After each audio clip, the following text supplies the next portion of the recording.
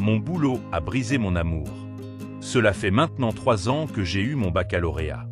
Durant mon année en terminale, j'ai fait la rencontre de Liliane. Une jeune fille d'une beauté naturelle, douce et charmante, qui a tout de suite fait battre mon cœur.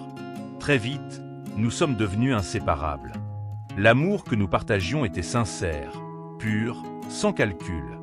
Mais le destin, parfois cruel, nous attendait au tournant. Cette même année, j'ai obtenu mon baccalauréat. Une réussite qui allait me pousser loin de chez moi, loin de mon amour, pour continuer mes études à l'université. La séparation fut déchirante, même si nous savions que je reviendrais pendant les vacances. Une fois à l'université, j'ai dû faire face à une autre réalité, la vie estudiantine. Même pour ceux qui ont encore leurs 2 parents en vie, c'est un combat de tous les jours. Et pourtant, je me suis battu avec courage pour réussir. Lorsque les vacances sont enfin arrivées, je suis revenu, impatient de revoir Liliane. Nos retrouvailles furent magiques. Nous avions l'impression que rien n'avait changé. L'amour était toujours là, plus fort encore. Peu après, elle me proposa de formaliser les choses en rencontrant officiellement ses parents. C'était un moment important. Son père me connaissait déjà, car je venais souvent chez eux. Tout se passa bien.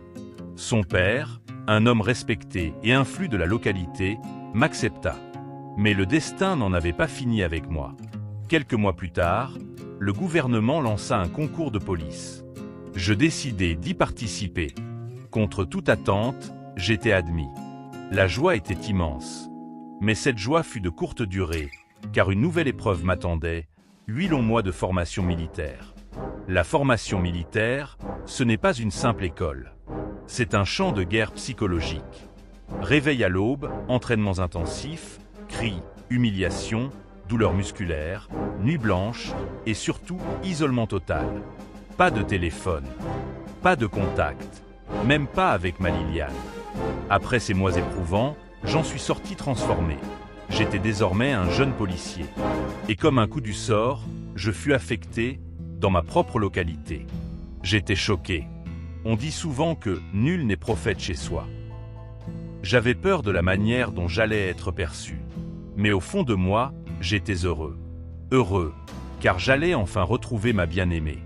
Nous avons repris notre relation et, dans notre joie, nous avons décidé de célébrer notre mariage dans 5 mois. Mais c'est ce moment de bonheur qui allait tout faire basculer.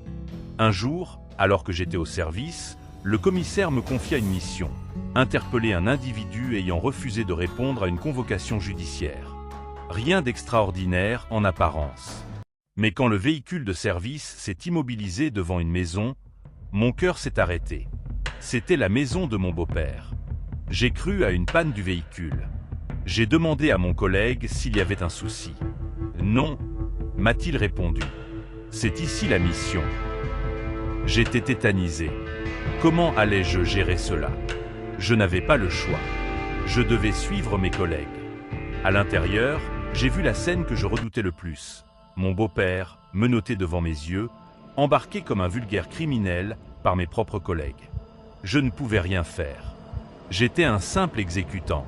Et là, ma douce Liliane est sortie de sa chambre, les yeux en larmes. Le regard qu'elle m'a lancé ce jour-là, je ne l'oublierai jamais. Mais pourquoi ce drame?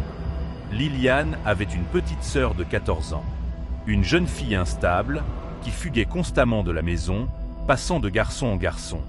Lassé de ses écarts et humilié devant toute la communauté, mon beau-père décida de la donner en mariage, pensant sauver l'honneur de la famille.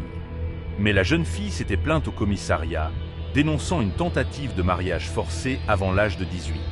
Convoqué pour s'expliquer, mon beau-père refusa, jugeant absurde cette plainte d'enfant. La loi ne l'entendait pas ainsi. Il fut donc interpellé, par moi, sans que je le sache.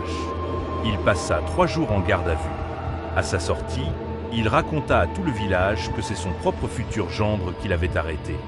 C'est lui qui m'a menotté comme un bandit. Blessé dans son orgueil, humilié devant tous, il annula notre mariage, interdit à Liliane tout contact avec moi et brisa nos cœurs. Depuis ce jour, je vis avec une plaie ouverte. Je suis devenu comme fou. J'ai obéi à mon devoir, mais j'ai perdu la femme que j'aimais. Je n'ai plus de nouvelles d'elle, mais je l'aime encore.